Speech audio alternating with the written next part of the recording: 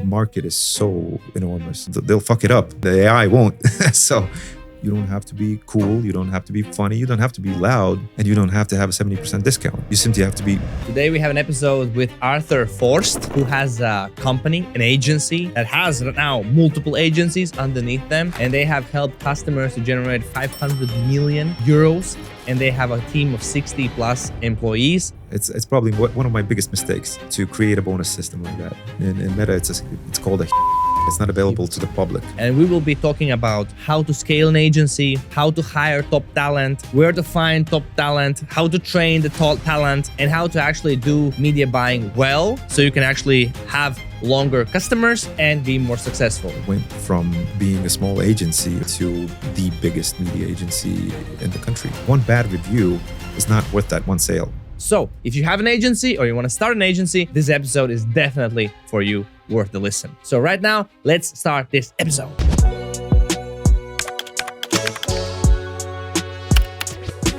Good day, Arthur. Good day. What does your business do? I'm an advertising guy. I'm an advertising man. Very good. Yeah. Similar here. We're a madman. Yeah, absolutely. Exactly. That's what we do. So advertising. How many businesses are under the group? Currently, it's 5 businesses, and we have a bunch in the pipeline. Okay. So creating a lot of new agencies under a kind of a holding company. Yeah. How much is the yearly revenue?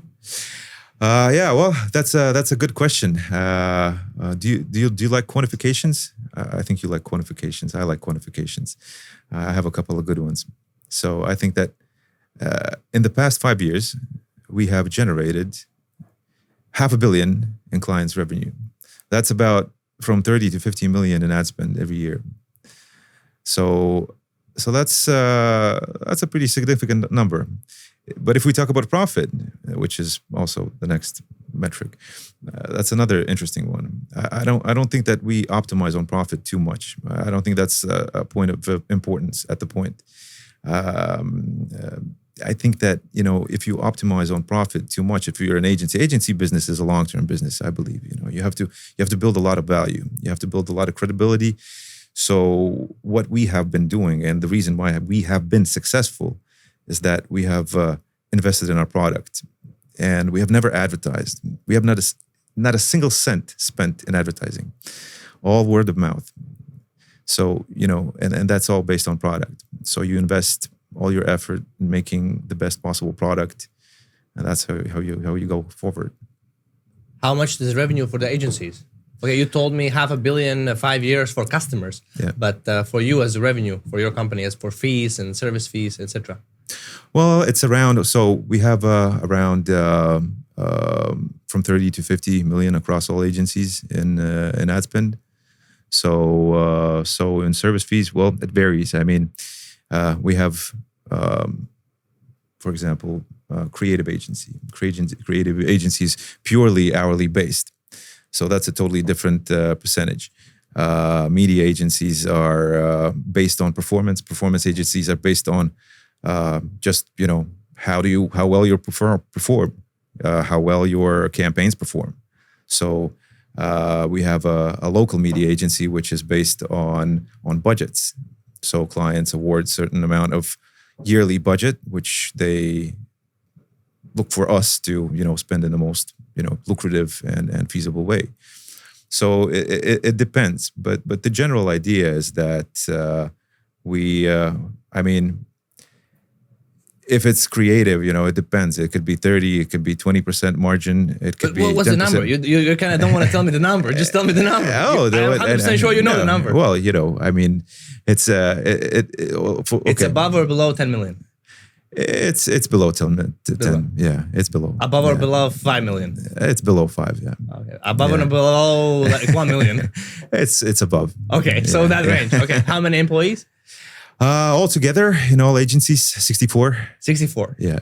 64. Yeah. Which one of these kind of agencies is the most profitable or the most revenue? Yeah, definitely the performance agency. Performance agency. Yeah. And that means what? It's like a percentage of Facebook ad spend, or what is? Yeah, pretty much. I mean, it depends on the media. It depends from client to client.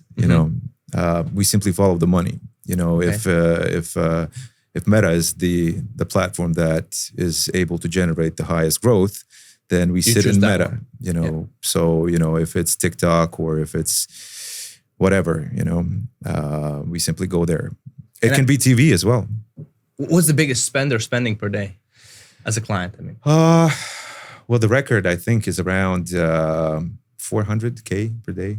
400K per day. Yeah. Well, that's a lot. Yeah. That's a lot. That's like, how much does it per month? It's like a lot. Yeah, it's a lot. Yeah. It's very a lot. Yeah.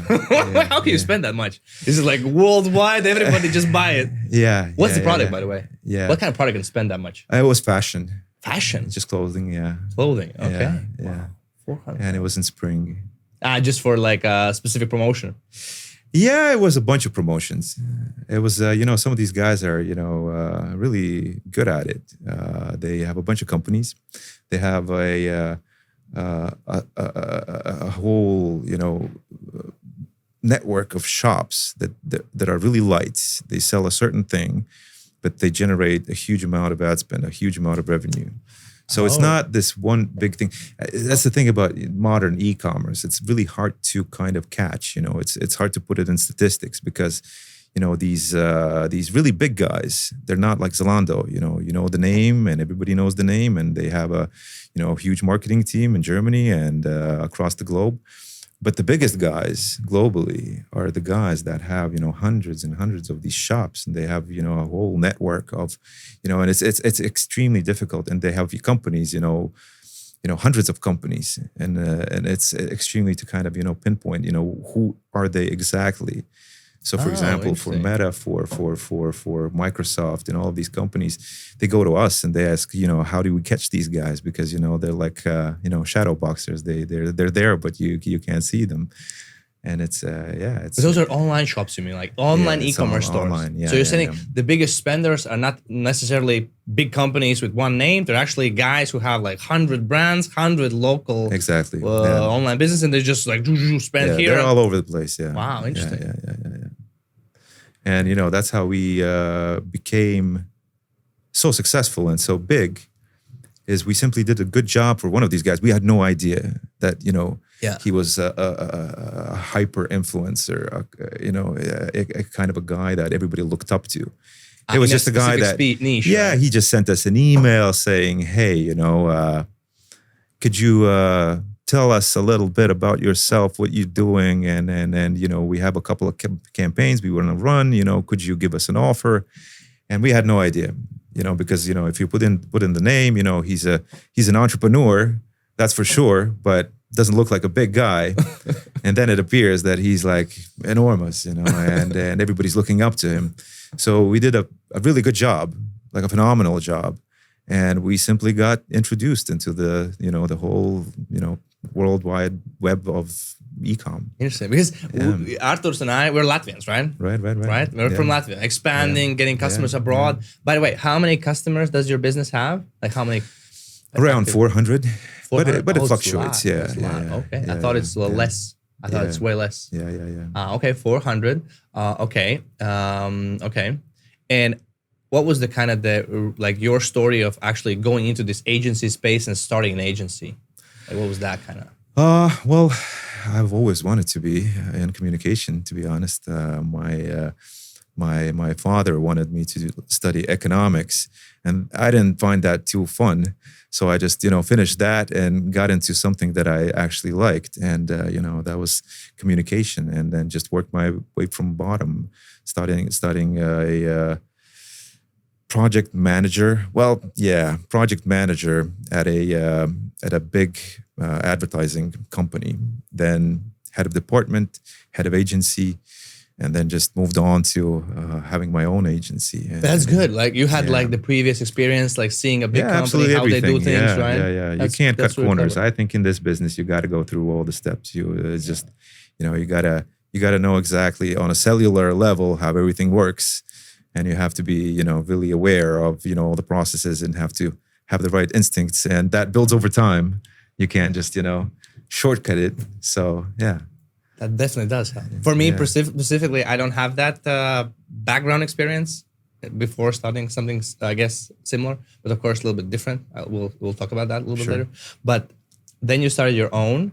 And how was that journey? Like the first year, how did you get customers? What was the kind of the process? Well, I mean, it was how they say that it's good to have a plan, but nothing works according to the plan. And I met up with Jānis Bertis, which he was heavily in creative, and I was a media guy.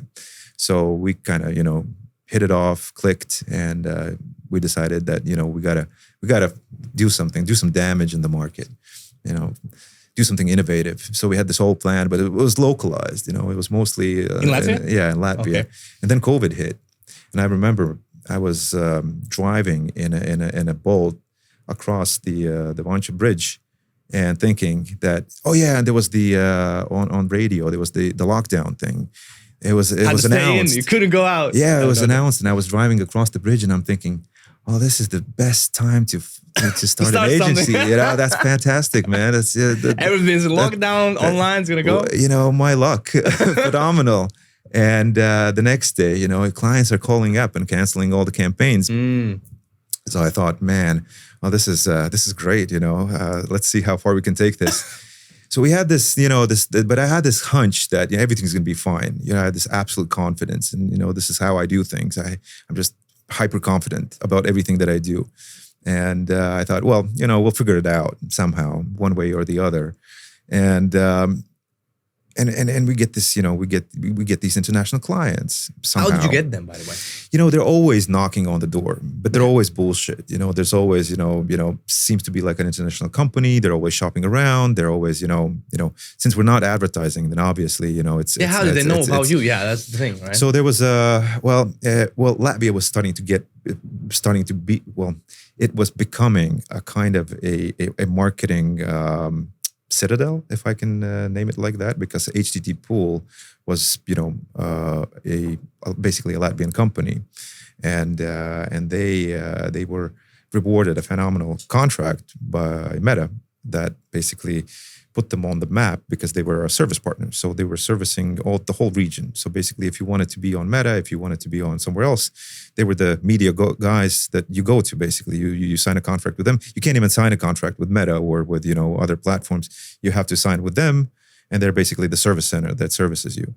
So a lot of international traffic started to flow in, and that just as a geo just put us on the map. So actually, I have to pay a lot of respect to those guys, because if it wasn't for them, I don't think that we would ever have that opportunity, to be honest, because that put us on a map. And these companies, I believe that they were simply starting to trying to find an agency that they can hop onto and kind of get that service level that HTT was providing at that time, which made total sense, because if you're in Germany and if you're serviced by Meta or if you're serviced by Google, you get you get nothing, unless you're 100 million guy, you get no service, you get standardized everything, just generic stuff.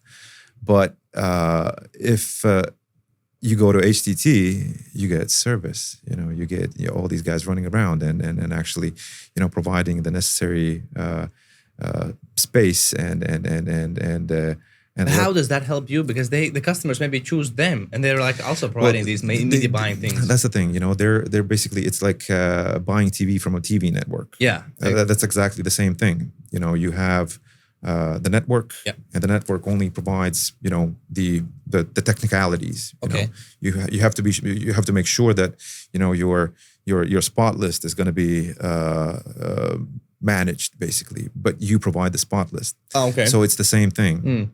So basically, they're Meta.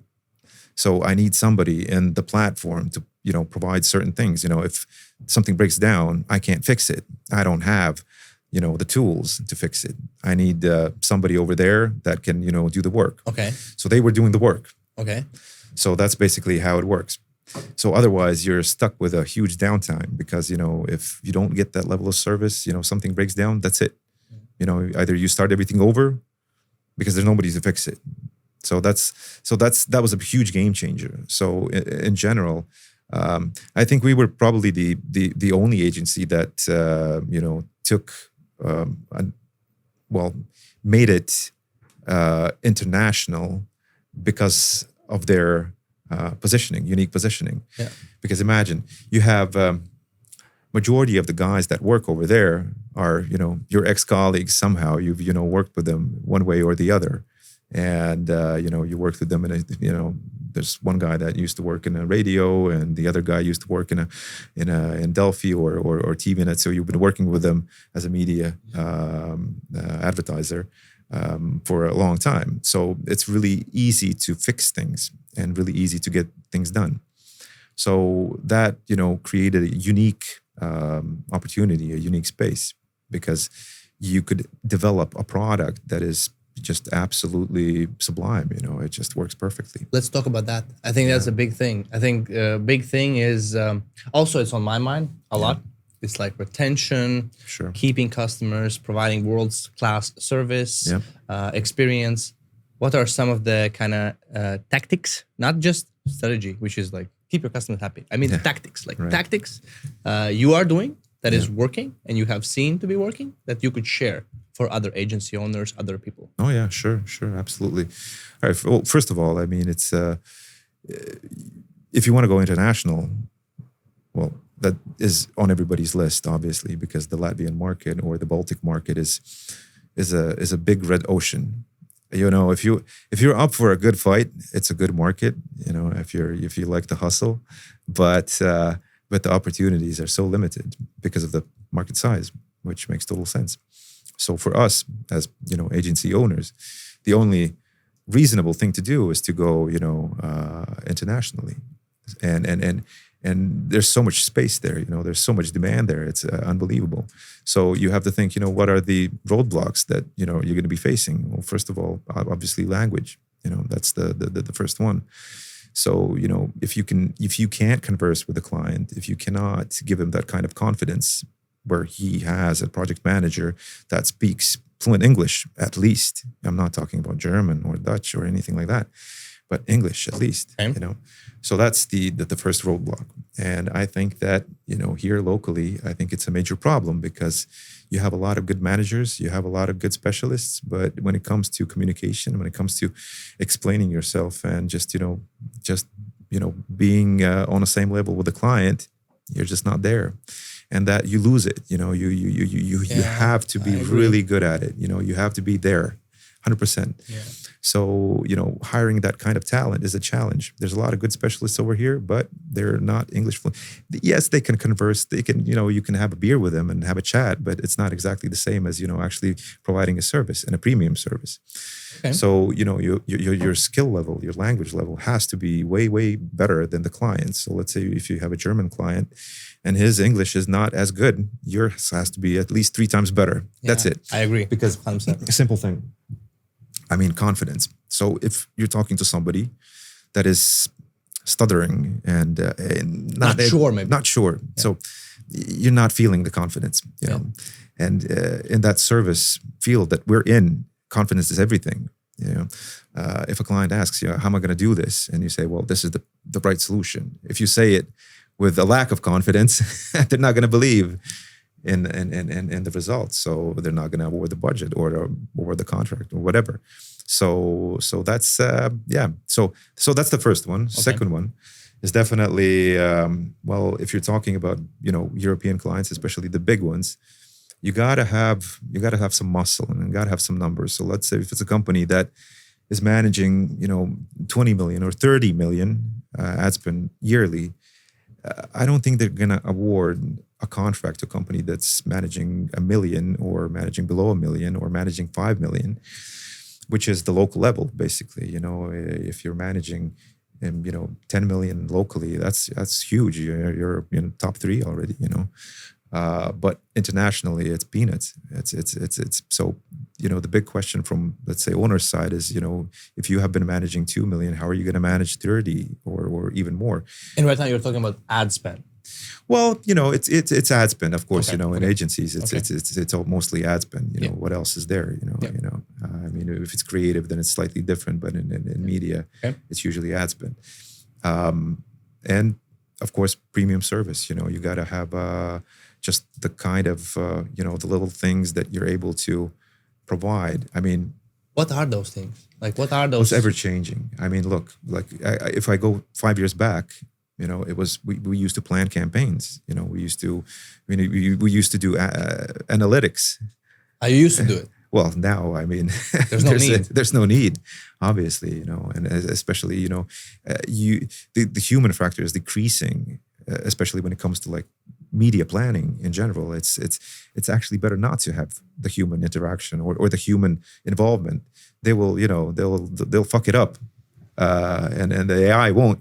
So what's the point? But there's other things that come into play. So when you're dealing with with I don't know, a considerable e-com, there's fulfillment, there's sourcing, there's payment platforms, there's all of these things, all of these aspects that cut into your expense, that are big expense positions. If you can optimize them in any way or provide better options. And as an agency, you're always in the middle, and you have the luxury of having all this information, of all this,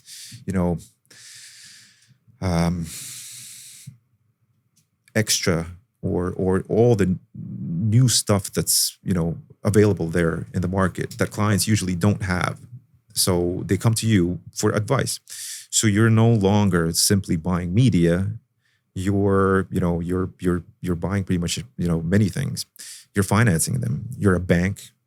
You're managing sourcing. You're managing payment platforms because you have deals with payment platforms, and you can provide a better one. You can if you can provide 1% better than what they have, that's already a huge impact. That's you've done something valuable for them, and because Mixed isn't a classical advertising agency.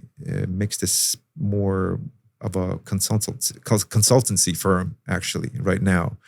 But 5 years back, it was a classic advertising agency.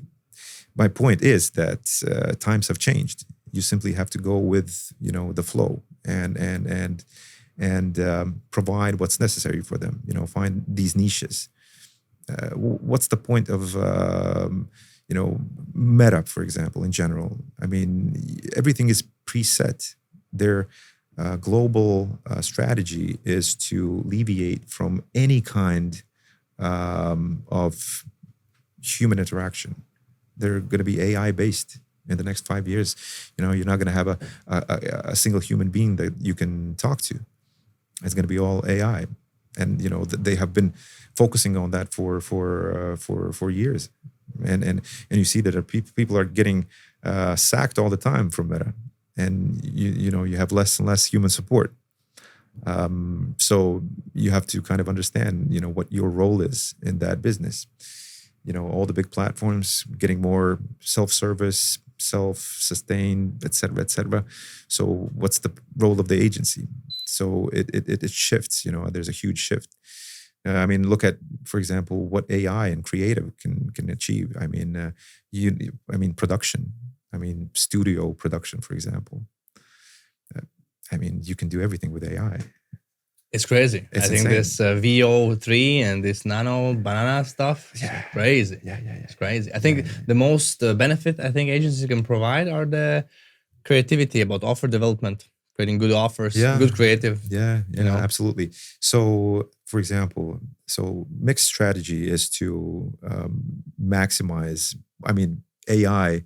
Let's say if your intelligence is here, AI brings it over there, but you have to be able to utilize it. And if you have, let's talk about production. So let's say there's a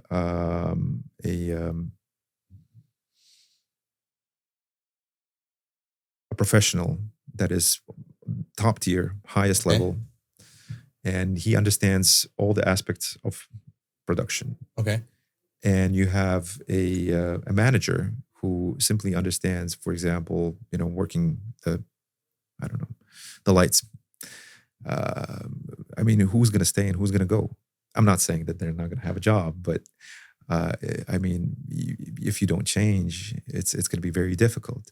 Because right now you simply need to understand, what to ask the AI, how to write the prompts, how to develop them properly, and you have Hollywood right there. What specifically do you use in your agency to provide service? Well, AI wise or AI wise. Well, I mean, it's creative mostly. What kind of tools you use?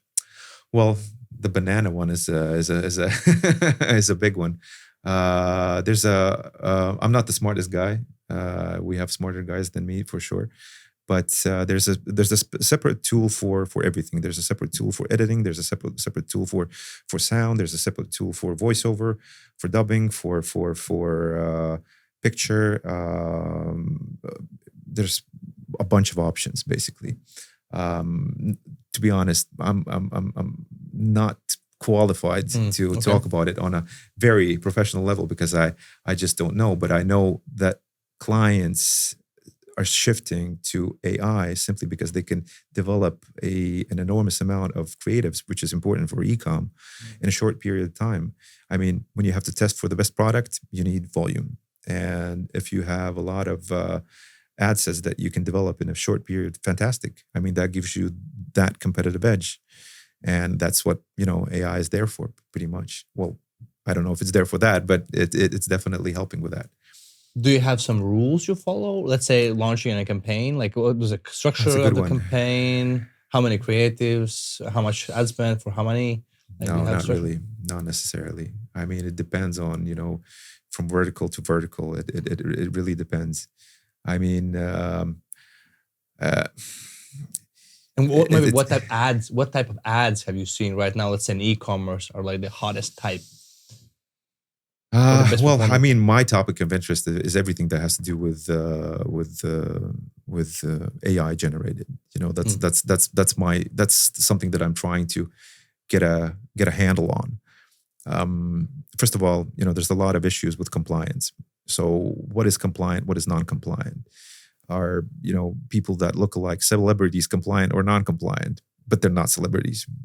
That's a good one, actually. That's a good one. That's a good one. That's been a topic. I mean, we're getting overloaded by guys, trying to push us in that direction because, it's a totally gray area.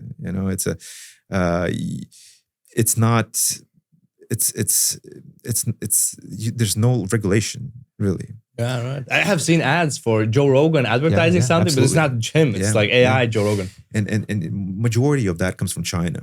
So the Chinese are just, Chinese are heavily into Nutra, and they're pushing that narrative, big time. Which narrative? The lookalike celebrity. It's okay. Well, it is okay. I mean, legally it is okay, but it's ethically completely not okay. Right? Where's the line? Right? Where's the line? Yeah, like exactly. He has like eyebrow a little bit different than he has, right? So I got a call just recently, client, 300,000 per day. He wants to get onboarded. So if obviously we have to check, what are they advertising and, what's the deal? So they want to do Nutra and they do supplements, which are completely fine. I don't, it's hard for me to say whether, they do the trick with, the end customer, but the ad sets just completely non-ethical, in my opinion. You mean the creative, right? Yeah. Yeah. Okay. So. And what was not that difficult? What was the problem? Well, there's one that triggered me the most. It was Oprah. Advertising their products. But it's not Oprah. It's not Oprah. Yeah. Can you tell, by the way? Or is the AI so good you can't? That's the first thing that comes to your mind, obviously. Like, that's Oprah. Well, and then you check? Yeah, that's Oprah. But, might not be Oprah, but it's Oprah. But, you have that idea in your head, that it's Oprah talking. And they advertise in states mostly. USA. Okay. Yeah. And I guess the Americans, they like when Oprah is actually... Of course. It's like, I think celebrities... Well, that goes without saying. Pushing product easy. So right now, it's still a gray line, gray zone. Is Meta blocking them or not? No, not really. No, not really. Not really, but it's trying to. It's trying to find and kind of check. But if you have let's say we're Meta partners and we have, the partnership badge and everything. And so, do we want to tangle mixed name into it? And I think that, they will come back with vengeance once the regulation is there, or maybe not. So that's my biggest question. Am I missing out on something? Have you seen basically ad account penalization? Oh yeah, all the time. And how does it look? Because I have seen some accounts where like the CPM is super expensive, Yeah, and then you sure. run the same ads, same demographics, Yeah. same targeting, and it's like 3 times cheaper. Yeah, yeah. Is yeah, that yeah, account penalization? Well, yeah, you could say that. I mean, there's scores. Everything's being scored. I mean, you have your You mean scores? You mean the quality of ads, the engagement Yeah. of the ad? Yeah, But yeah. I have seen one new thing where you click on a landing page, you sign up, and then you go back to the, let's say, Instagram, you scroll, and they'll ask you, did you buy from them? What was your experience from them? Yeah, sure. That's sure, interesting. Sure. Yeah, I think for absolutely. e-commerce, that's probably a big thing. Yeah, I mean, it's been there for a while. I mean, mostly with deliveries, but the more qualitative check is a new thing. But yeah, I mean, that's a part of the score system. So back in the day, I mean, the biggest issue was the delivery. So let's say if you mentioned that the delivery is going to be, the product's going to be delivered in 10 days, well, you better deliver it in 10 days because on day 10, you're going to get a, like a notification, like a pop-up. Hey, did you get your stuff? And if you didn't, then it checks the copy text, and then it's just wow. I mean, it looks at all the reviews, it looks at everything, it looks at pretty much, it looks at how fast your pages, wow. I mean, it's very similar to, in my opinion, in my humble opinion, I think it's very similar to page score and I mean page rank in Google. It's you have to have some kind of a system so that the machine or the bots or the crawlers or whatever, so they understand what this asset is. If they don't understand what this asset is, or if it's too slow, or there's meta tags missing, or there's meta tags from other assets that have been banned or flagged or whatever, then in that case, it simply has to have a score mechanism, not to push that asset, whatever it is, to the public, because the primary objective for any platform, be it Google or any, is the users, and they can screw up the user amount simply by polluting the space with a lot of crap. That's, to put it simply. Makes sense, because they would want their users to have good experience on the platform, right? That's their value. But they also have to balance it, right? Making money from the businesses who spend money, and then the users, right? So they go back and forth all the time. They have a switch on how to basically leverage or balance their risk appetite, and nobody knows how that works. And that's just my theory, but I've seen it and firsthand. And I think it works perfectly. About the algorithm, right? There's also so many things about it. So many things. Yeah, some people think. Yeah. But what I have seen though is you run a campaign and the first conversions come in, and then that kind of determines what kind of people will see that, I think. Yeah, sure. I mean, I think it's pretty simple. I mean, the majority of e-com doesn't understand that simple truth that if you play along with a platform, they will give you the best audience. So that is another interesting fact about advertising in general. So, if you don't have to be glossy, you don't have to be cool, you don't have to be funny, you don't have to be loud, and you don't have to have a 70% discount. You simply have to be, compliant and have to make all your assets understandable to the system. And that's going to give you a higher score.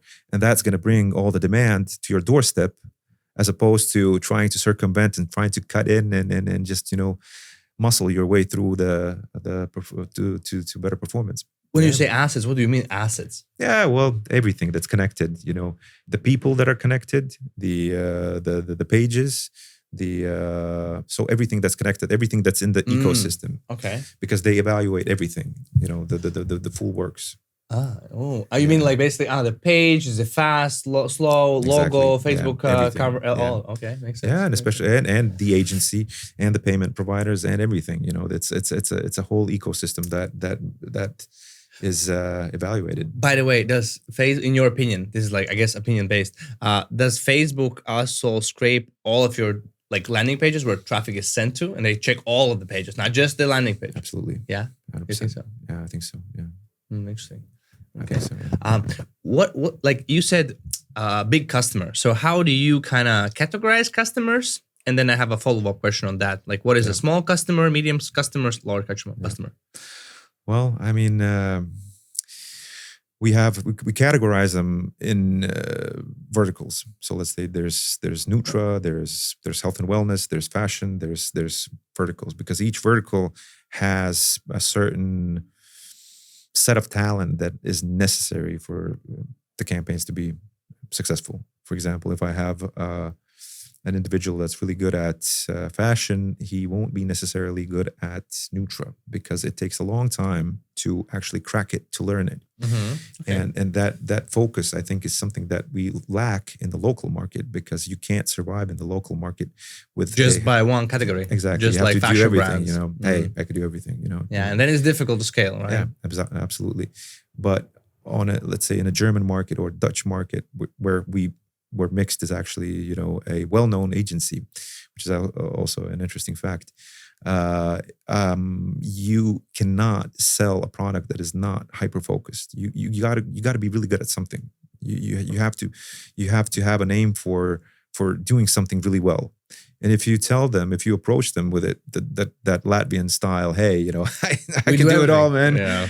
That's not gonna work. It's not gonna work. No, Yeah, I agree. No. They're not gonna. But I mean, it makes sense. It doesn't work. You can't do it all. You have to have a certain amount of time that you invest in to become really good. And the really big guys, they want to buy something, you know, they want the premium stuff. They want the good stuff. They want something that works. And you have to be really honest with them. That's another aspect, actually. Honesty goes a long way. You know, there's a lot of bullshit, you know, in this field. So if you're just being honest and actually explaining to clients exactly what needs to be done and how is it going to be done, and, you know, have that level of transparency, that's a big one. That's huge. That everybody loves that. But let's say ad spend wise. So a customer comes to you, he's like, I can spend like 5,000 a month. Is that like it's a micro client? It's like, it doesn't work that way. I mean, we don't have that many budget clients. We simply have a client that, you know, approaches us. Mostly it's because, you know, we're simply known, and they have a certain track record. They're doing something, and they start spending with us. This is how we call it. They start spending with us, and we simply try to see how far we can take it. You know, it's you know, we try to take it to the moon, obviously, every time, all the time. But the whole philosophy that it's all performance based. You know, if it's performing, if they're making money, they stick with us. If they don't, they don't. So, you know, all of Mixed's budget or the whole ad spend is, you know, all the clients came in with nothing, with a zero, you know, and maybe testing a couple of ads, you know, with 50 euros, and they scaled it up. So, you know, it's all performance based. But the businesses are mostly e-commerce, or what's the businesses like? It's e-com. Yeah, it's e-com, but I mean, it's you know, e-com's it's a very broad term. Is there bigger companies, or they're like also startups? Like you have startups? No, also? No. I mean, it's a mix. It's everything. A mix. Yeah, it's everything. And what do you think about pricing? Like, how do you price your service? You said performance. How is it priced? Yeah, it's a hard question. I mean, it's you know, we try. I think what I can give you, you know, my advice to you would be, if on an international level, it's important to simply watch the tendencies in the market. You know, it's a percentage is old school right now. You know, all right. You know, okay. What was it? I think we're moving into the fixed model more aggressively, because Fixed pricing, everything fixed. I don't know if it has to do with, you know, AI coming into play. Maybe because AI, you know, all the AI services are mostly fixed. Yeah. Nobody's charging an hour for AI. That would be funny. Maybe somebody does, but I don't know how they manage that. But yeah, it's mostly fixed. You know, you do a certain thing, then it costs a certain price, and that's how you move on. What's your pricing? Well, it depends. I mean, let's say it's 2K something, 3K something, 5 and 10. Those are the most common things. A lot of options, a lot of packages. We try to move things around all the time. Let's say the international market is very vibrant. I mean, there's so many things happening. There's new guys coming in all the time. So you have to be, you know, really sharp. You have to kind of watch what they're doing and outbid them all the time. And so you got to put in. It's a lot of creative work. So we package up new things all the time and experiment with pricing. We have, certain conservative things. We have, for example, high scalers, like really, really big guys. We simply charge them, maybe 3%. That's it. On ad spend. Yeah, that's all. Because there's a lot of because money. you get, I mean, you can't charge them 10 or 20. Forget it. It's never going to happen. So it depends, really. And we create all kinds of entities and all kinds of. The market is so enormous and it's growing. I guess a better question would be like this. So if you and I had to start a new agency right now in 2025, what kind of pricing would we choose and do? Packages fixed. Packages fixed. Yeah. Packages with contracts, fixed. No contracts? With lengthy contracts, no contracts? I mean, well, depends on what your mood is that day. I mean, those contracts are, really worthless when it comes to, some of these e-com guys. They have, Hong Kong companies, or let's say Dutch companies, or if it's a German guy in Beha, okay, that's a different story. But otherwise, if you really have to, when it comes to actually going legal, there's no need. There's no point. It's going to be super expensive. They pay upfront or they pay after service? Upfront. Everything, upfront. 100%. Upfront, yeah. Yeah, no ifs or buts. Guarantees, no guarantees? Well, yeah, sometimes. What kind of guarantees have you seen personal, to be good? Just personal guarantees. But personal guarantees are the best option. I mean, if these guys are, most of the e-com guys are relatively young, and that's their biggest asset. They're young. They have time. So that's something you can leverage against.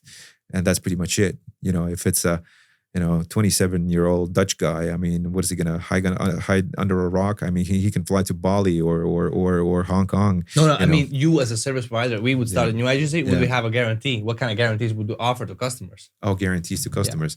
When you talk about guarantees, the first thing that comes to my mind is the guarantees of my customers for payments. It's a big thing. What do you mean? What do you mean? So let's say, in an international market, I mean, the biggest issue is that you get scammed for money. Let's say, these guys find a way, especially if it's an agency that does big numbers, you're always going to get somebody, eventually that will try to scam you.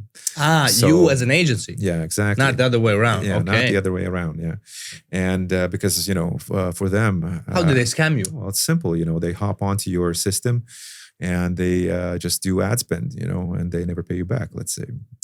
Because you pay ads. Well, exactly. You do that. Yeah. So you would take the accounts on your kind of ownership. Yeah. That's why they cannot leave. You have the accounts on you. Yeah, exactly. So, there's a lot of guys, especially from China, that actually do all the necessary steps, try to pretend as a big client. Really? And Wow. It's a big thing. Wow. Man. And you It's run ads to that page and they somehow get money from that. Yeah. Wow. But there's always indicators. We've gotten pretty good at it. And there's always indicators on what are some of these like golden handcuffs, what you just said, like an account is yours, not the customers? Like what are some other things you do what you have found to be effective? Well, I mean, that's a big one, actually. That's a big one, right? Yeah, totally. How do you have an option to make a lot of accounts? Well, I mean, they don't really have, they always have a choice, but we are media buyers, that's what we do. That's the main, I think the fundamentals of mixed is just premium media buying. So you buy in, let's say you can buy TV in bulk. Yeah. If it's maybe a bad example, but you can buy any other media in that the same way. So you get a certain better service, you get a credit line, which goes a long way as well. And you get all of these extras that, a standalone client will simply be able to have. So they simply, hop onto our buying system. And that makes sense because for them, it's cost reduction, it's better quality, it's better everything, blah, blah, blah, blah. But they need to pay up front. They have to make, Okay. 100%. And I mean, we do finance clients, but on very, it's a pick and choose type of a thing. Yeah.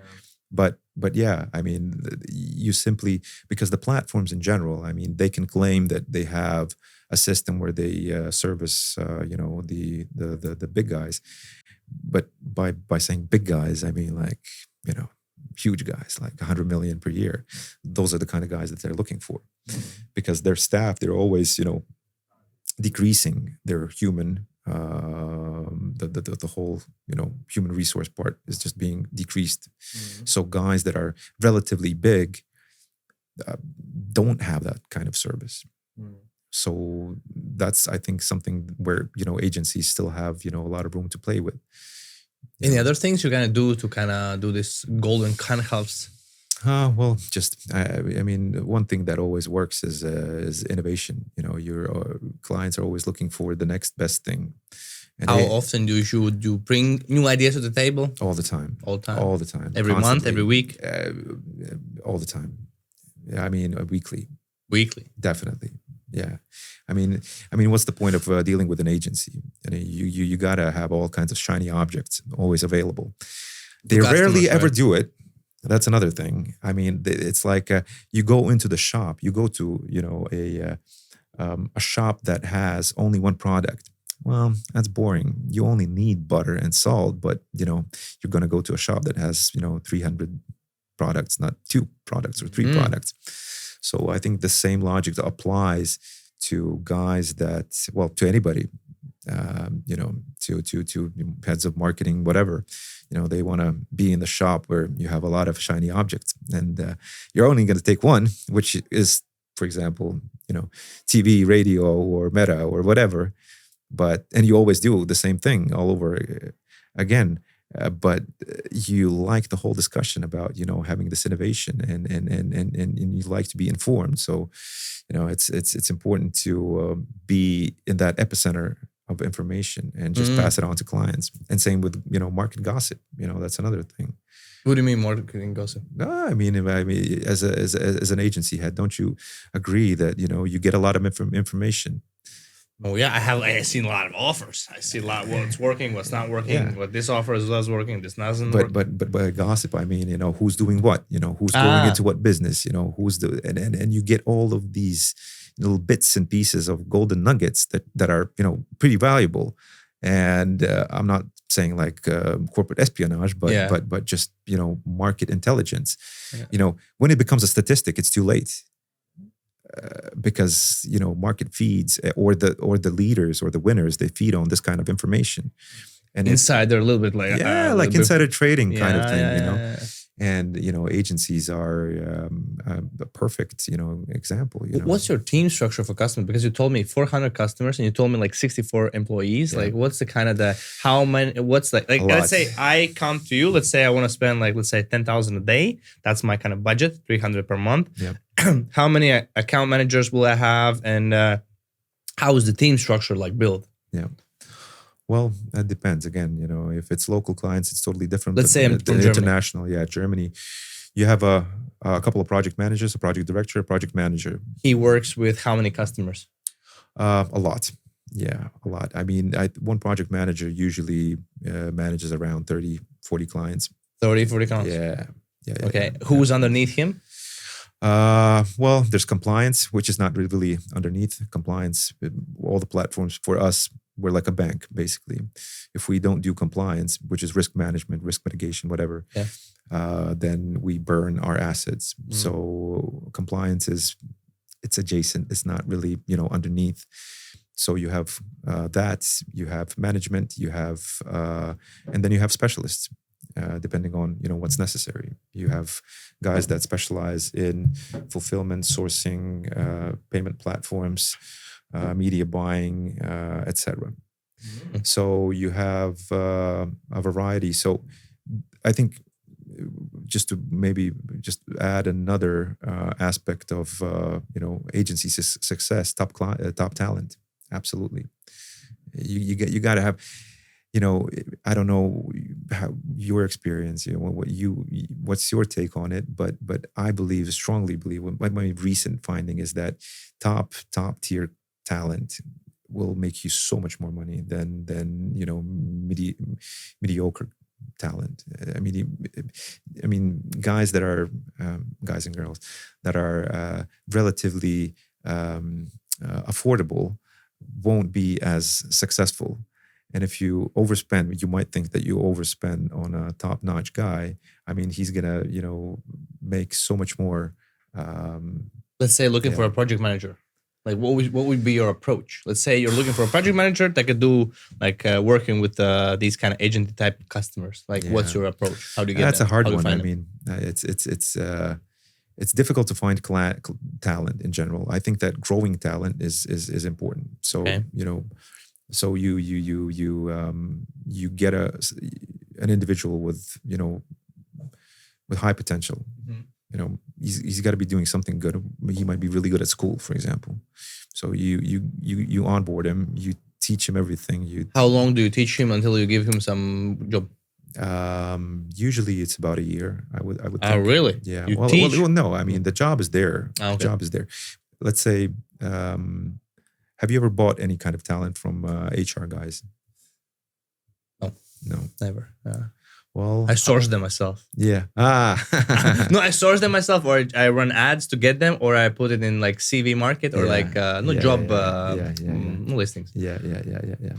Well, I have. I've never been successful. Never ever. To Never. getting a good I've person. spent so much money. Oh, really? Yeah, How much? Yeah. Oh, jeez, man. I think around like 100K. Or getting some talent and never work out. Never worked out. Wow, interesting. Yeah. Why so?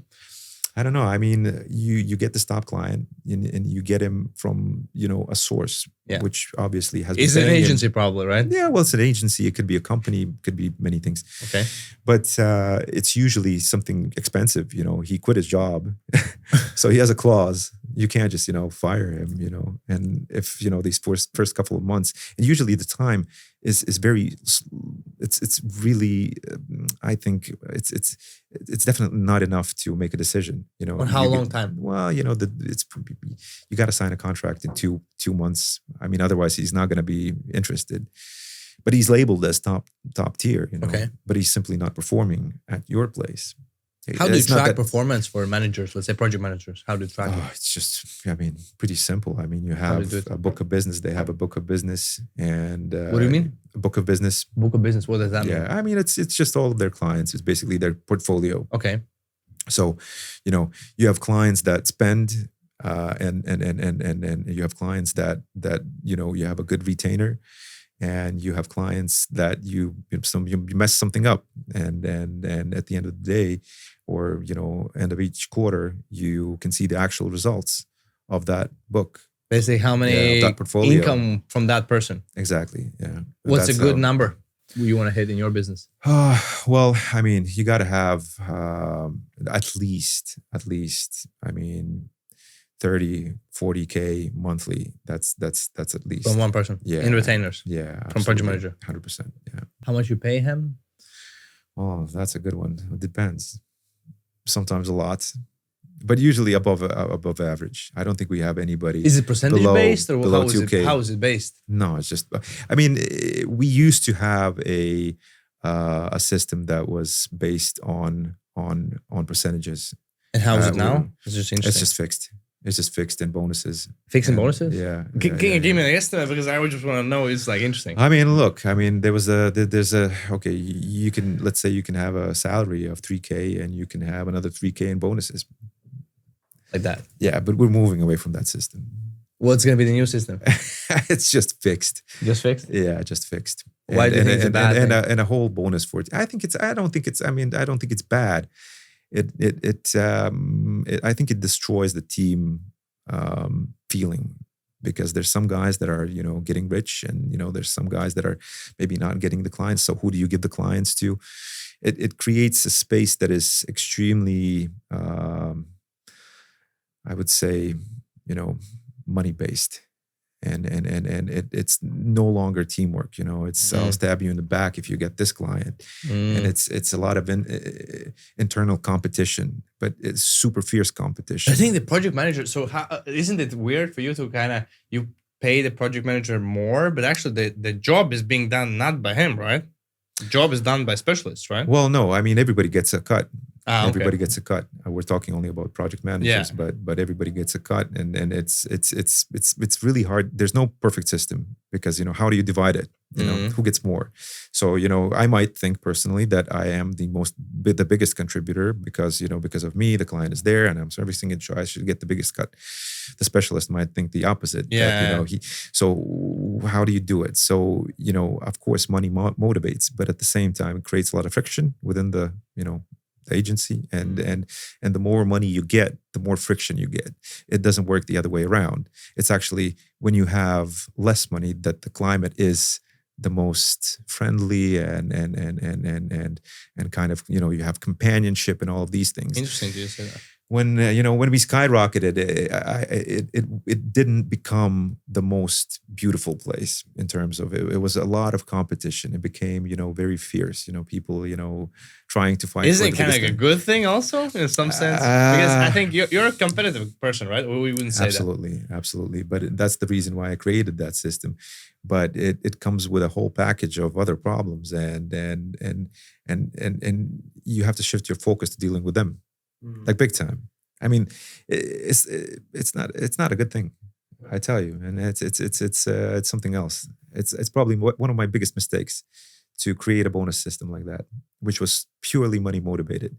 It made everybody just pretty much have that kind of shark attitude. No good. How good? Yeah. And it's better fixed. How do you determine the fixed? Well, experience. Just skill set, ability to work, large scale clients, being able to retain them for a large or a long period of time. Project managers have that kind of capability. How to do that? What they need to do in a tactical sense to do that? Everyday communication, every week? Like what's the cadence? I don't think that there's a playbook. It's a lot. It has to do with individuals. Some people have that magnetic personality, I think, or they have the right instincts. For example, I think a good manager knows, a couple of steps ahead, not just two, more. And he can tell the client, hey, watch out for this. Remember, you got to do this. That's where the added value, because that saves time, saves money for the client. And that's a lot of value. But your project managers don't actually work with the owner. They work typically with who? Like a marketing person? It depends. I mean, in e-com, the owners are always there. Oh yeah? Yeah, they're always there. You gotta have your skin in the game. It doesn't work in any other way. Yeah, you gotta know all the processes, everything. You gotta be there at 2:00 at night. Looking at all the results and everything. You can't be simply an owner that sits in a isolated cabinet and smokes a cigar. No way. You gotta have 100% skin in the game. What have you seen basically on e-commerce to kind of improve your conversion rates, landing pages? What have you seen? Are there some things? Well, yeah, definitely. I mean, one of the things that we're customer service in general. In e-commerce stores. Look, if it's let's take two biggest ones, Meta and Google. Okay. If you improve your customer service, it's going to give you a better score. It's going to give you all the paying or all the lucrative audiences right there. Hey, they're there. What score you mean? Well, there's many scores in Meta. It's called a HIVA score, but it's not available. HIVA. It's not available to the public. I don't understand it personally, and when people say they do, I don't think it's like Meta scores businesses. It's their internal metric for evaluating the risk or the value of a certain asset or an advertiser. Oh, okay. Or a BM or whatever that entity is connected to. And I mean, people always lack. They kind of they want to cut corners. They're really good at sales. They're not good at retention, or they're not good at troubleshooting. They're not good at simply keeping the customers happy. Because they're always unhappy. You can be Prada, but you're still going to have, ladies writing, hey, what is this piece of shit? I got this bag and it's horrible and blah, blah, blah, blah, blah, blah. Although it's, top brass, top quality. And you're always going to have these guys. But the way the system looks at it, that if you have a certain amount of reviews or unfriendly comments, it decreases that score. And it decreases that score by a lot, because their main objective is to keep those, users, and business integrity in general is the highest priority. So if you can work from that perspective, not money perspective, from a integrity perspective, it goes a long way. But I always fall on deaf ears. I'm like this teacher who's teaching kids how to behave, and they're like, yeah, whatever, and it's always the case. But it's so simple, just you don't. It's hard to break that logic because people are so used to this really aggressive marketing tactics because you would think that if you're the loudest or the most aggressive, you'll score the most points, but you won't because you have an intermediary, which is the platform that doesn't go by these, and you don't need to be glossy or shiny because the demand or the customers are being brought to you on different by different principles. The platform brings it. The customers, not the customers come to you. Well, in search is different, obviously, but yeah, that's an interesting philosophy. The platform raising the customers. Yeah. So if you work with a platform, you'll get more. When you started your business, okay, it was COVID time. How big was the business until you kind of did this buying of other kind of businesses? How big was the business? Well, I mean, it wasn't big at all. We just started off. But why did you kind of wanted to acquire a company, not just like expand into providing services? What was the logic and what was the story behind that? Well, we acquired a company a bit later on, but I mean, when COVID hit, but it was actually a very brief moment where we went from being a small agency, a relatively small agency, to being probably the biggest media agency in the country. It was just a year, and that's it. So within a year, a lot of things happened, and by that time we already had enough resources. Why? Because it made sense. It's just it's a way of scaling. I mean, you can do things from scratch, or you can you can buy a certain amount of what's already done, and if it makes sense to you, you do it. How does it look physically, like practically? You buy like 40% of that company, and the owner still runs it, or how does it look? Yeah, absolutely. Well, how does it look for you? Yeah, I mean, it's 100% run by the owner. Still, yeah. Absolutely. How much do you buy? Well, we bought 28%. Of the first deal. Yeah. Which is, it gives us enough.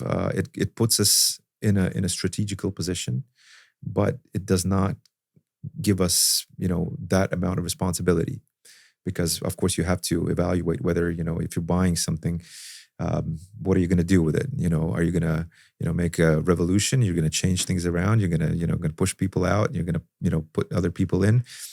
That's a hard job. That's a whole different project.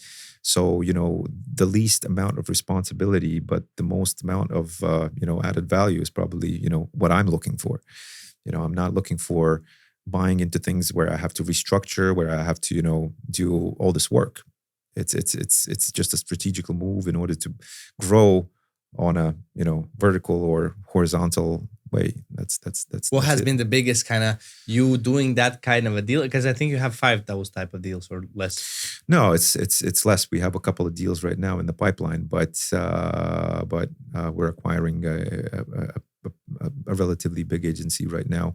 We're always looking for agencies to acquire right now. I mean, that's something that we that's one of our I think goals, how to expand. Just diversifying with all types of businesses. They all have their unique. What KPIs looking for? What's a good agency you would like? I would like to buy that. Probably the client list. I mean, in general, yeah. I mean, there's a lot of things that we can bring to the table. I mean, staff is another aspect. Technology is never an aspect. I don't believe that advertisers can do any kind of technology work. I mean, it's like, do you code? No, but we have coders. Yeah. Well, I don't either. So, I mean, most of all the projects that I've seen that advertisers always, hey, we got this technology, we built this technology. I always call bullshit on that because, most of the times it is. I mean, you got to be. You're either a coder or you're an advertising guy. You can't be both. It's a very different world. Yeah, it's very different. Agree. So I mean, if the client list looks, if it makes sense, then and if we can build value by adding whatever we're good at, then it makes sense. Why would the owner of an agency where you want to buy them, why would they take it? Like, what's the benefit to them? It's I mean, there's always, for mid-sized agencies, the usual problem, or any mid-sized business, I would say, the usual problem is they're always stuck in a loop and they can't get out of it. They're always stuck in this one level, and they can't get up to the big numbers. Whatever they do, they put in a lot of energy, but they're just not able to hop onto that next level. So what you need usually, I mean, you can't partner up with somebody that is small. You got to partner up with somebody that's simply bigger. That kind of either it's either they borrow reputation, which is a good thing. It doesn't cost much, really, or they borrow something else. They or it's money, or it's But you got to have some kind of an injection of energy into the company. Otherwise, they're always going to be stuck in that loop. And there's plenty of agencies like that.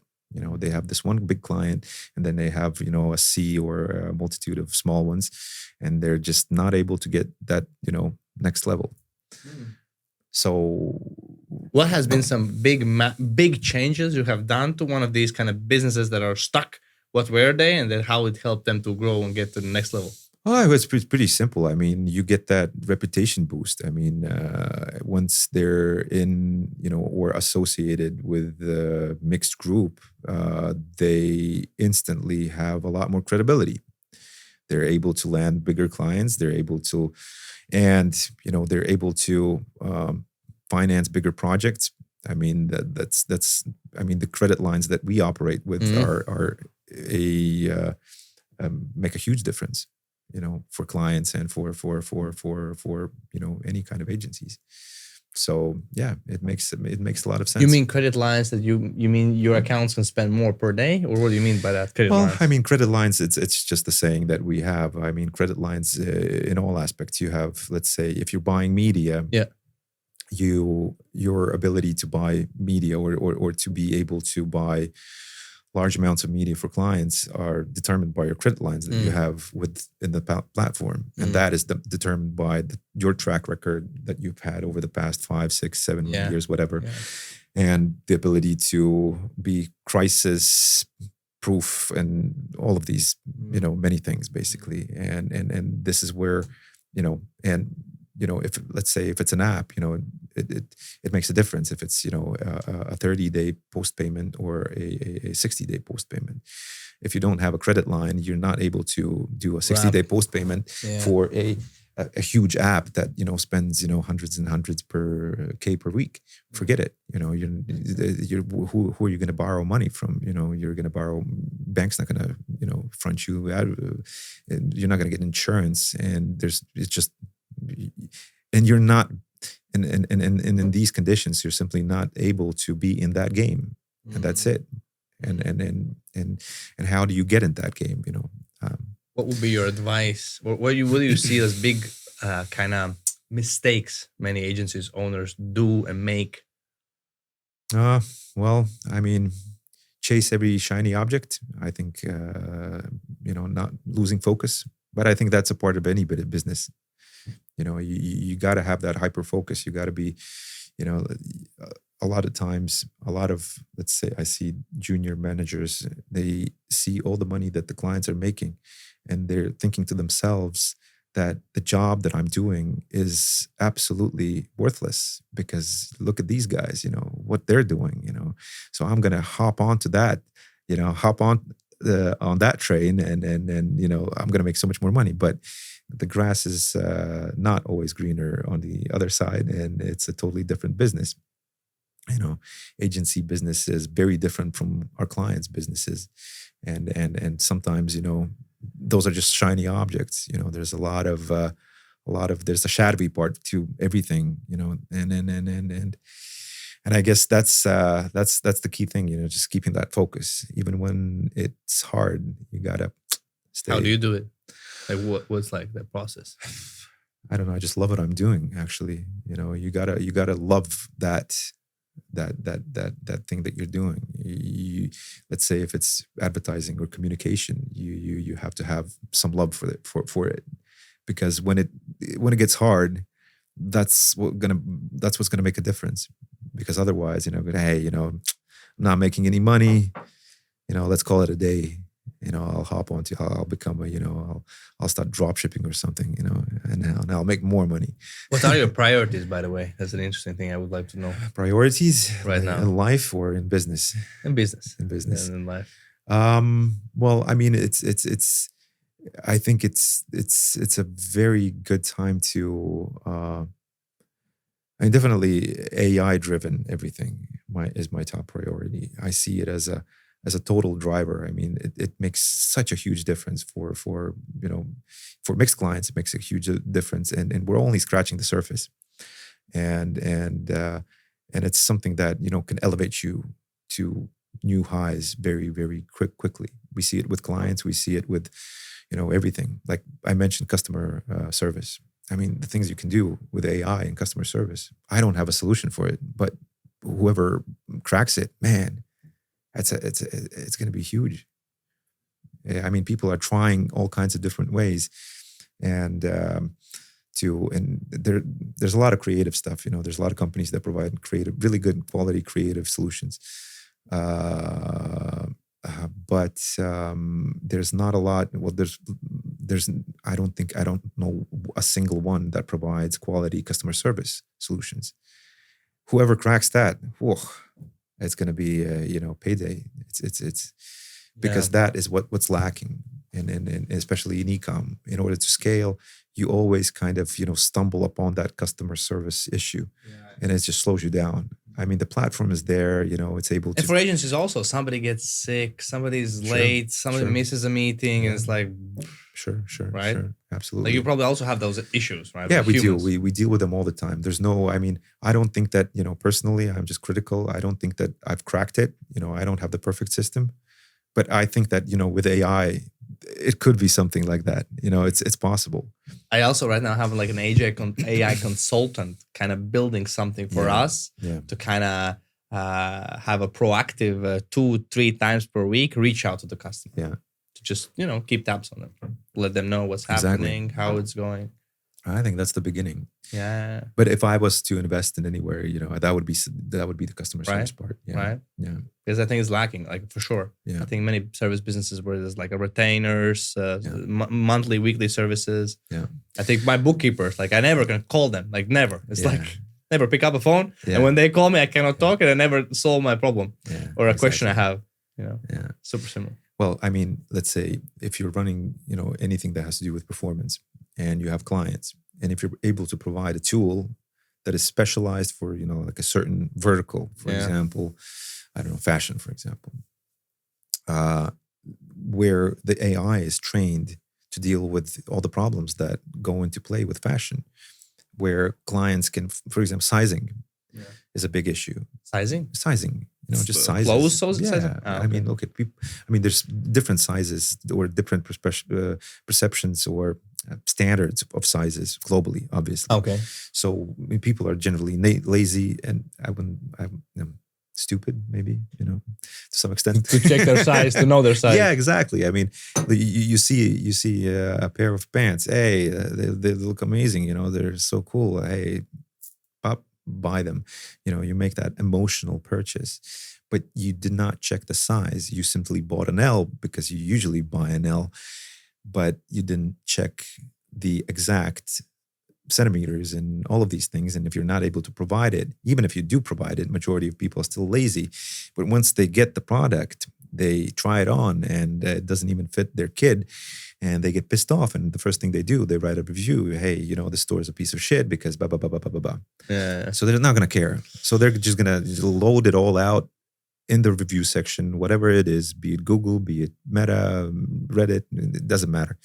So so that gives you a bad score wherever you want to advertise or whatever you want to advertise. So if you can decrease that, sky's the limit. But from a conversion point of view, you never want to add more friction to the buying process because you want to make it less friction as possible. Well, that's the thing. I mean, if you can develop it, well, obviously, you want to make it into a straight line as much as possible. Yeah.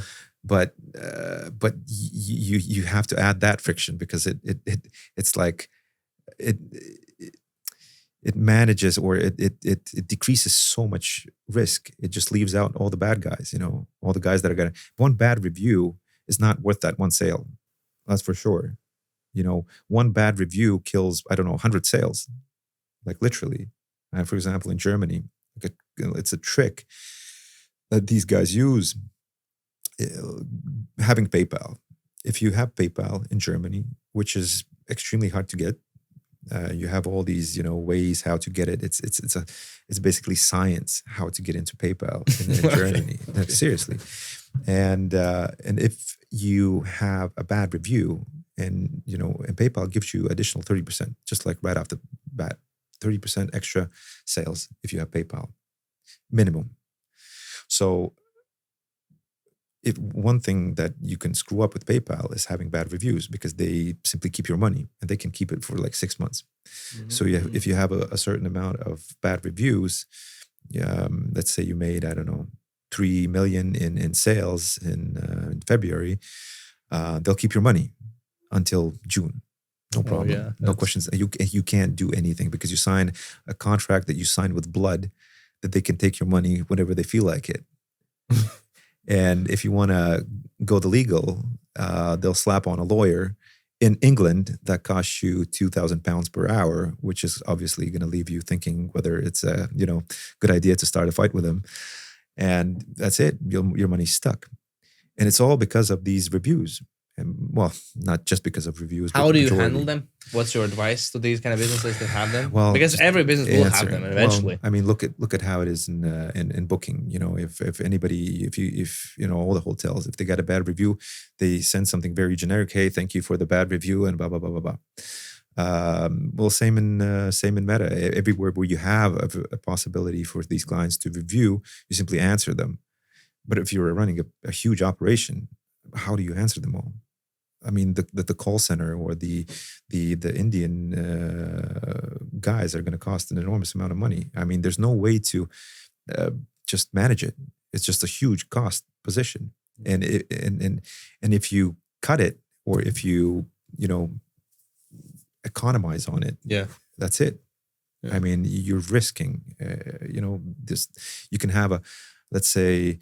If you have a fulfillment center in Europe and you have majority of the clothing is shipped from China or India, and something changes in the custom system, and this is actually a real situation that we had. We had a client, huge client, so he did somewhere around 300,000 SKUs, huge. And he's got, all of this stuff for all of these shops coming from China. And of course, he has a partner in China who's supposed to be, managing all the writing on the custom, all the stickers. Mm-hmm. So there's a new regulation that all the stickers should have an English translation on it as well. So obviously, you fly to China and you talk to them and you tell them, hey, English, please, if you guys fuck it up, that's it. It's going to be very bad for us. And what do? Well, 1/3 of the stuff does not have the English translation. So it gets stuck in the customs and it gets sent back. Then they do the translation and then gets returned. So the PayPal freezes the money. Obviously, the customers don't receive it. They're pissed off. They freeze the money. But the goods get shipped back. So the client gets charged for the goods by the sourcing company, and the clients receive the clothes. They got the discount from PayPal, so the money's already gone, and that's it. So they lost. They're left with 2 million loss, just like that. Not their mistake. They did everything right. They literally, the next thing they should have done is to, be in the factory and actually, wait for these guys to slap on the sticker. And that's it. And the best thing you can do is hire a legal agency that sends letters to 30,000 customers to pay for the clothes that they actually did receive. Otherwise, they're going to be sent to court, which costs another. And this seems to be like a real example what you're sharing, right? It is. It's It's a like a real real example. Yeah. Let's go into the hobby side. Like, you're married, not married, have kids? Not married, but I have kids. Yeah. How many kids you have? Two. Let's go. What are they doing? One of them, the boy, he's very serious about football. Oh, Yeah, he's playing for Meta, and For- Meta, not Meta like Meta, but Meta, the football club Meta. okay. I was thinking, what is Meta? Yeah. Playing for Facebook. Yeah. Let's go. And the other one? Yeah, the Facebook football team. Right. That'll be something. And the girl, she's dancing. Yeah, so she does dancing. Dancing. Like Acrobatics? No, Zirnas. It's a dancing school. Yeah. Okay. Okay. It's all very serious. Yeah. So what kind of hobbies you have? Other hobbies? Yeah. Just skiing. Yeah. And you told me that before we started the Yeah. film. You do it like Yeah. every month. Well, I do. I actually took on a new hobby, which is surfing. Surfing. Oh. Yeah. So you can surf in the summer and ski That's in the the whole winter. idea. Yeah. Right. Because I get depressed during the summer because I have nothing to do. Yeah. So I need something to chase. I need something, and surfing is probably the hardest thing that I've ever tried in my life. It's extremely hard? Yeah, it's just hard. What's It's a the hard hardest sport. part? Getting on the board, I think, right? Well, no, I mean you start with these soft boards, which Yeah. are easy to get on, Ah, really? but then you have the hard boards, which are somewhat difficult. So you So need. the softwares are more puffy, or what's the difference? They're more puffy. Yeah, Okay. they're bigger and they're more stable. Okay. And it's relatively easy to get on those. Ah, okay. But everything else, that's when the hard part. You have to learn the waves, you have to learn the winds, you have to learn all of these things, which is just a huge amount of information you have to take in, which seems impossible at first because you're struggling all the time and you get beat by the waves just because they beat you all the time. You get so if you like suffering, I mean, that's the best That's like thing to do. CrossFit. It's like Yeah. what I'm doing. It's exactly. I'm doing CrossFit. It's like Exactly. the suffering It's like part. yeah, it's all suffering. Yeah. Yeah. It's all suffering. You're Now you can do it normally, surfing. or you're still learning? Out of 10 times, but I'm on the hardboard. I'm on the hardboard, and out of 10 times, I maybe have 2 good times. So the rest of the times, I just get. Where can you surf? You can do it in Latvia, by the way. Or is it no surfing? There's some. There's the whole. I've never open seen in sea Latvia coast these is- like big waves. Like never. No, not the Yeah. big ones. Not the Right. big ones. You can't really enjoy the whole Right. process with Right. riding the big one. But you're located here in Latvia all the time, or you? Yeah, most of the Most of time. here, But I right? travel a lot, so all the clients are somewhere. Mm. And But does the business have offices outside of Latvia also? yeah, we do. Yeah? Yeah, we do. We have Dubai. We have Helsinki, which is Scandinavia. We have Spain. Spain is something that we're currently really focusing on developing. I think the Spanish market is a huge market. It's like the second after English, I would say.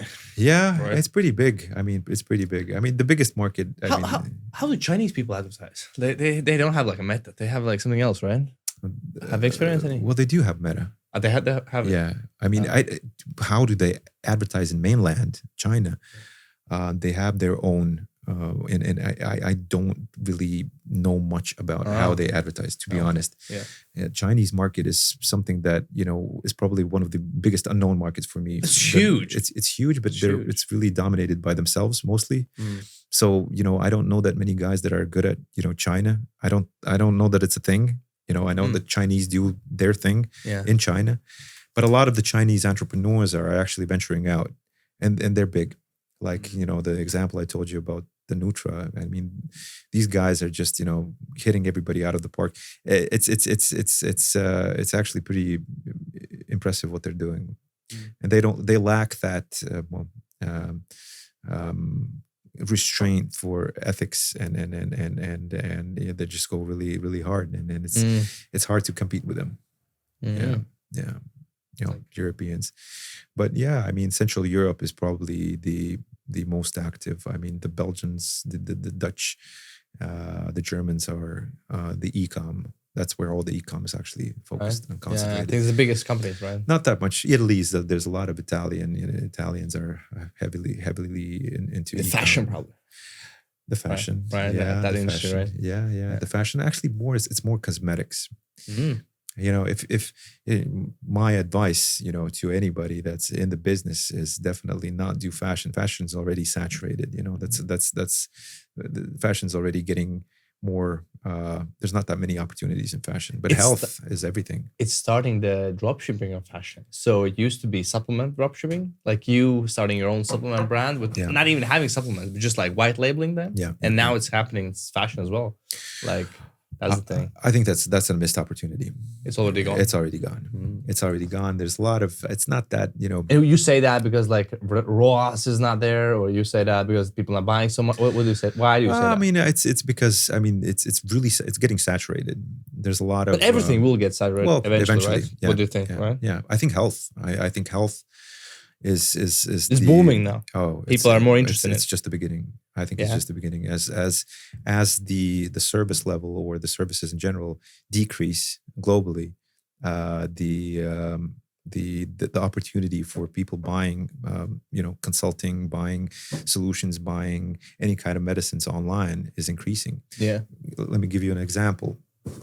Let's say COVID opened doors for all these social groups, social demographic groups to be active online. So, the young guys and the older guys. Yeah. And they learned how to deal with stuff online, to buy stuff online. It became a habit. Yeah. So everybody's buying. Yeah. The numbers never decreased. They're still increasing. And what did they buy? They bought, they bought clothing mainly. Yeah. Now it's health and health services. It's still, very underdeveloped because there's a lot of, funky stuff happening. But you can see that the numbers are there. And I've seen a shift. If I started off with clients being, majority of my clients being in fashion, and we're just following the money. Now it's health. I mean, it's predominantly health. And I see one huge opportunity, which is hard to do. Not hard to buy. It's like peptides. It's fucking hard to buy peptides. Yeah, there's I think they have problem with regulation because you couldn't take it. It's all of them also have it's just for testing, just for labs. There's I think it's also legally some problems, but I'd see that a big market. You have some customers who sell peptides. Well, the peptides are a bit difficult to advertise. Right. It's on the tough side, but supplements, oh yeah, tons of it. There's all kinds of supplements. It's there's a lot of funky creams. Because the skin creams. Funky creams are not regulated, and you can put all kinds of stuff in it. And that's what they're doing. But supplements is in the same way, right? It's in the same way. Yeah, the same way. Well, especially in States. There's no regulation. You can I have do whatever. seen so many videos about it, what they say on the kind of the label and what's actually inside.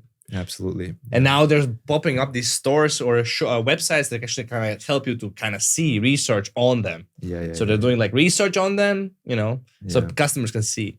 And that's exactly. I mean, you can do the scan the barcode. I've never tried it, and you can see what's. There's some sites just do research. They just buy from all of them and they tell you what's inside of it.